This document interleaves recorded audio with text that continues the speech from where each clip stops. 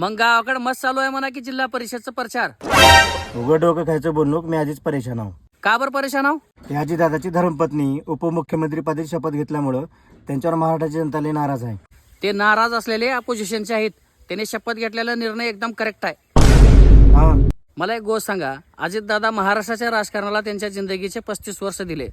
आता त्याने गेल्यावर त्यांचे उरलेले कामं सुनीत्राताई पवार करणार आहेत, तर ह्यांना का टोचलाले? त्याने गेल्यावर शपथविधीचा कार्यक्रम 2 दिवसामध्ये झाला म्हणून नाराज आहेत. नाराज ताई शपथ घेतल्यामुळे झाले नाहीत. काही लोकांना असं वाटलं तर आता मला डिप्टी सीए बनवतात, पण तसं झालं नाही म्हणून आता हे लोकांना भडकू लागलेत. ते तर आहे बघ. पहिलेच आपल्या महाराष्ट्राचं राजकारण असलं आहे, झोपेतून उठून कोणाला बी कोणतंही पद देतात. एक पेशंट तर आयसीयू मधून आलतं, हे मंत्रीपद मला भेटेल काय की म्हणून. हे तुला आणि मला कळालं रे, तरी बी लोक नाव ठेवलेलं की. दादा नाव ठेवायसारखे नव्हते हो. अख्खा महाराष्ट्र त्या दिवशी लहानपासून मोठ्यापर्यंत रडले.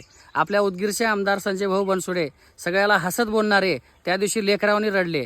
आपले जानी भाई भरतांना चांबले. ह्यांना माहित होतं की अजितदादा काय होते. ते बरोबर आहे, पण आता भविष्यामध्ये महाराष्ट्राला अजितदादासारखा नेता भेटू शकत नाही. खरं आहे तुमचं, पण आता दादा नाहीत.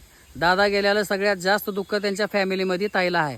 तरी त्यांनी दुःख बाजूला ठेवून पुढे आलेत. मग हे महाराष्ट्राची जनता ताईला साथ दिलीच पाहिजे. करेक्ट आहे बघ.